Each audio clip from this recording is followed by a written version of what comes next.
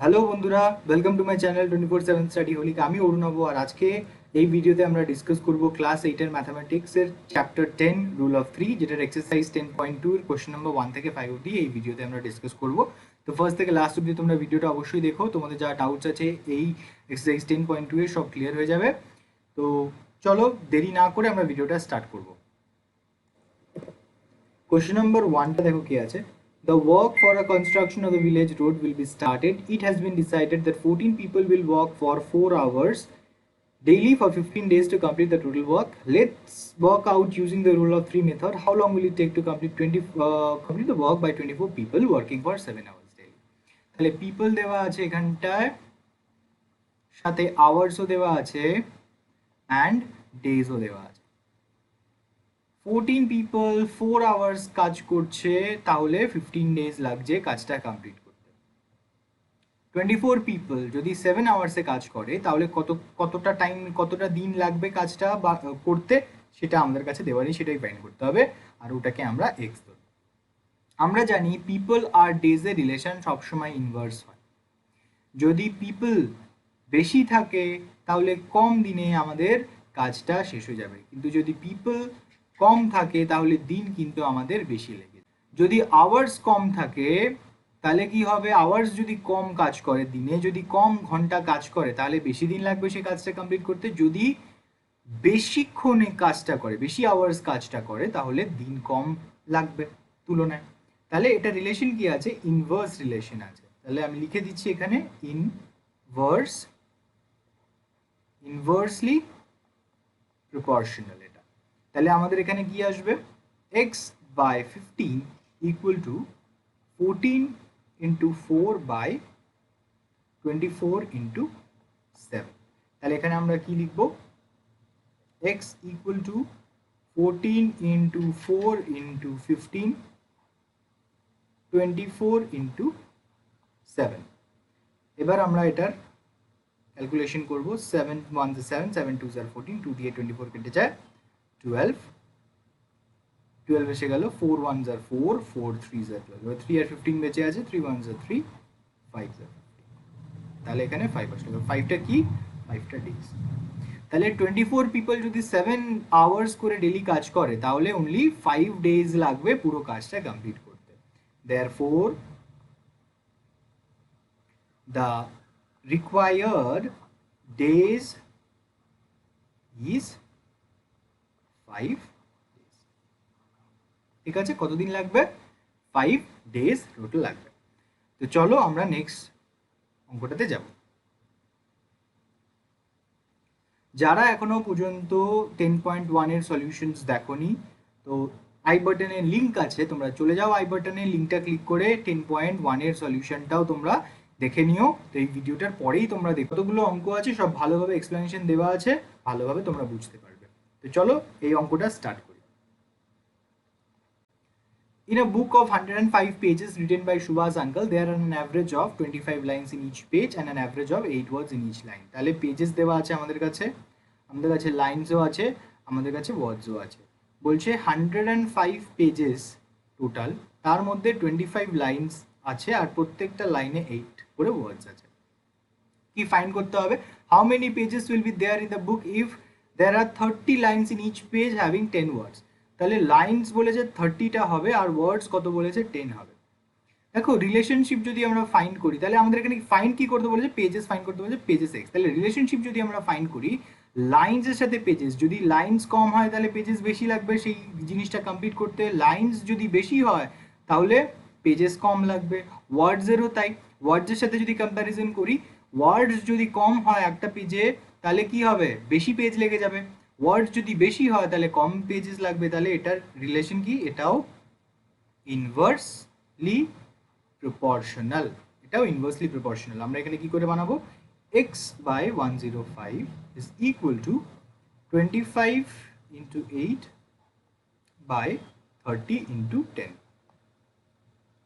equal to x equals to কি হবে, into 105টা উপরে উঠে যাবে by 30 into 10। এবার আমরা এটা সলিউশন করে নেব।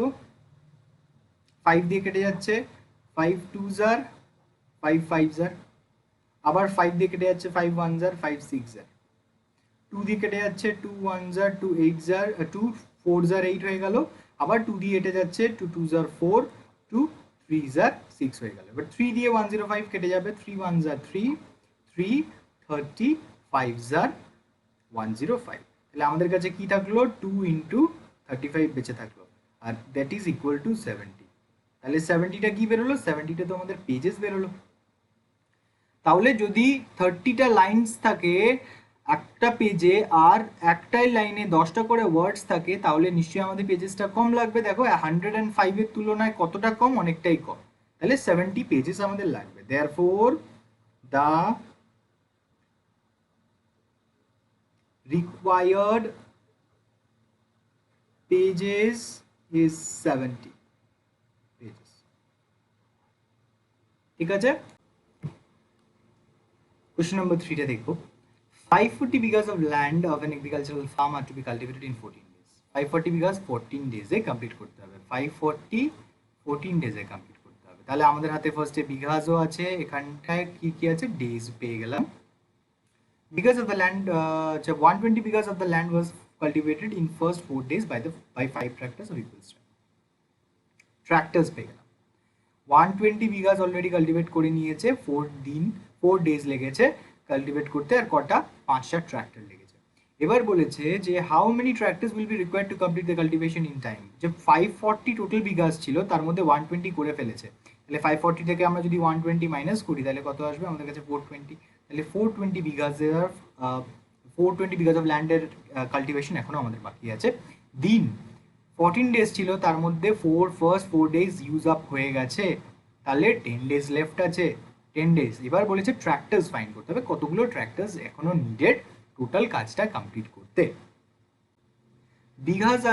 বিঘাস আর ট্র্যাক্টরস এর রিলেশন সবসময় কি, ডাইরেক্ট রিলেশনশিপ। দেখো কেমন, যদি বেশি হয় বিঘাস, তাহলে ট্র্যাক্টরসও বেশি লাগবে ওটাকে কাল্টিভেট করতে। বিঘাস যদি কম হয়, তাহলে ট্র্যাক্টরসও আমাদের কম লাগবে ওটা কাল্টিভেট করতে। তাহলে দেখো কি হবে এখানে, solution x by 5 is equal to কি আসবে এখানে, 420 into 4, আর এখানে যাবে 120 into 10। x equal to কি হবে, 420 into 4, আর উপরে 5টা উঠে যাবে, by 120 into 10। এই 0 আর এই 0 কাট হয়ে যাবে, 5 দিয়ে এটা কেটে যাবে, পুরোপুরি 5 দিয়ে এটাকে, চলো আমরা 4 দিয়ে কাটবো, 4 1 জার 4 4 30 জার, আবার 5 দিয়ে কেটে যাবে, 5 6 জার। এবার 42 আর 6 পড়ে আছে, তাহলে এখানে আসবে 7। তাহলে 7টা ট্র্যাক্টরস লাগবে। তাহলে কটা, 7টা টোটাল ট্র্যাক্টরস লাগবে, 7টা টোটাল ট্র্যাক্টরস লাগবে। তো দেখো বলেছে how many tractors will be required to complete the cultivation in time. মানে টোটাল তো 7টা ট্র্যাক্টর লাগবে, অলরেডি 5টা ট্র্যাক্টর আছে হাতে, আর টোটাল 7টা লাগবে, তাহলে আরো 2টো লাগবে টোটাল, তাহলে তো টোটাল 7 ট্র্যাক্টরস আসবে। তাহলে এখানে এক্স এর ভ্যালু কি আসবে, আরো 2টো যদি এক্সট্রা ট্র্যাক্টর এখানে আমরা ইনপুট করি, তাহলে টোটাল 5টা প্লাস 2টো ইকুয়ালস টু 7টা। তাহলে বোঝা গেল, therefore total 7 tractors are required। 30 heads of people repair 3/7 part of the road in a village in 15 days। Let's work out using the method of the rule of 3 how many days will it take to repair the rest of the road if additional 10 heads of people join। তাহলে আমাদের কাছে এখানে কি আছে, heads, আর কি আছে, পার্টও আছে আমাদের কাছে, সাথে কি আছে, ডেজও পড়ে আছে, ডেজও দিয়েছে আমাদের। বলেছে 30 হেডস 3/7 কাজ করে ফেলছে কত দিনে, 15 ডেজে। তাহলে বলছে 10 হেডস যদি আরো জয়েন করে, তাহলে 30 প্লাস 10 হলে কত আসবে, 40 হেডস হয়েছে। এবার কত পার্ট বাকি আছে, 1 মানে টোটাল, আমরা পড়েছিলাম না ফ্র্যাকশনে টোটাল, এই পুরো যদি বিস্কিটটার কথা বলা হয় তাহলে টোটাল মানে 1, আর এটাকে যদি আমরা ভাগ করি 2 ভাগে তাহলে এটাকে কি রিপ্রেজেন্ট করব 1/2, তো সেরকমই 3/7 পার্ট। টোটালটা যদি 1 হয়, টোটাল যদি 1 হয় আর 3/7 পার্ট যদি কমপ্লিট হয়ে গিয়ে থাকে, এটার এলসিএম করে পুরো সাবট্রাক্ট করার পরে অ্যান্সার আসবে 4/7। তাহলে 4/7 পার্ট এখনো কাজটা বাকি আছে, তাহলে 40 হেডস হয়েছে, এখন 4/7 কাজ বাকি আছে, তাহলে কত দিন লাগবে?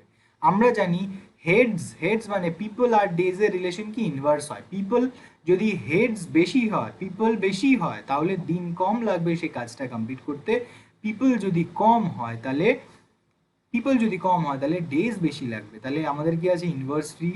ইনভার্স রিলেশন আছে মানুষের আর দিনের। আর পার্টের কথা যদি বলি, যদি বেশি কাজ বাকি থাকে তাহলে বেশি দিন লাগবে কাজটা কমপ্লিট করতে, যদি কম কাজ বাকি থাকে তাহলে ডাইরেক্ট তাড়াতাড়ি হয়ে যাবে।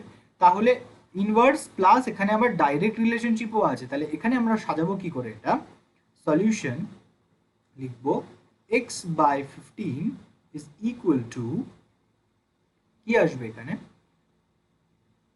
30 ইন্টু 4/7 বাই 40 ইন্টু 3/7।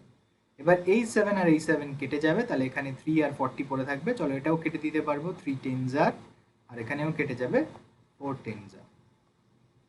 এবার কি আসবে দেখো, উপরে 10 নিচেও 10, তাহলে এখানে আসবে উপরে 10 মানে 10 ইন্টু 15/10 হলে কি আসবে, 10 10 কেটে যাবে, এক্স এর ভ্যালু কত? 15। তাহলে 15 আরো দিন লাগবে 1/4 কাজ 4/7 কাজটাকে কমপ্লিট করতে।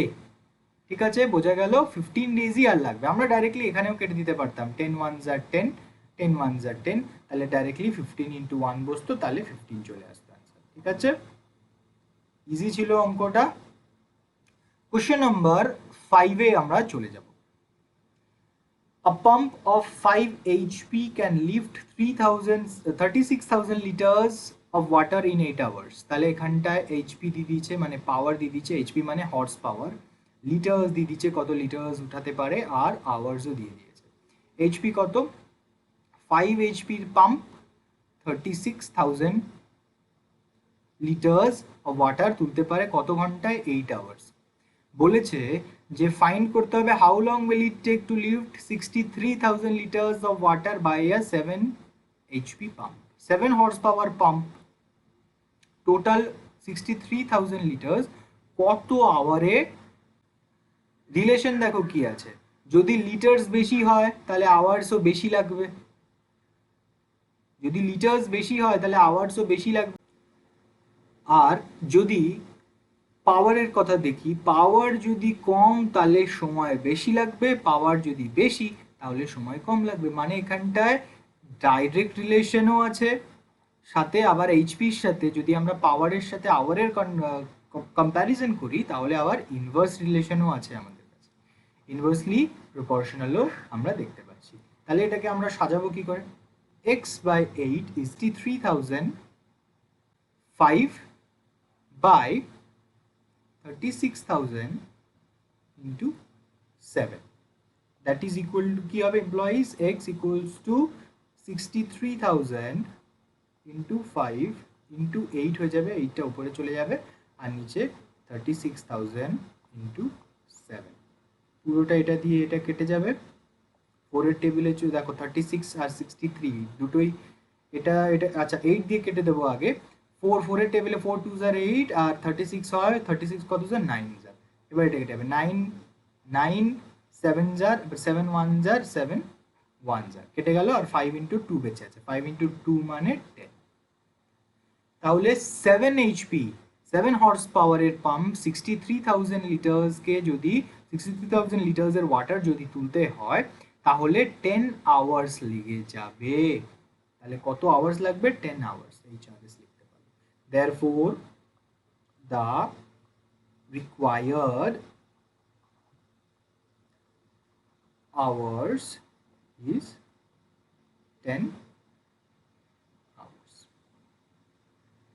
তো আশা করছি আজকের এই ভিডিওটা তোমরা 1 থেকে 5 অবধি যে এক্সপ্লেনেশনটা তোমরা ভালো করে বুঝতে পেরেছো, এরকমই এক্সপ্লেনেশন পেতে আমার চ্যানেলটিকে সাবস্ক্রাইব করে নাও।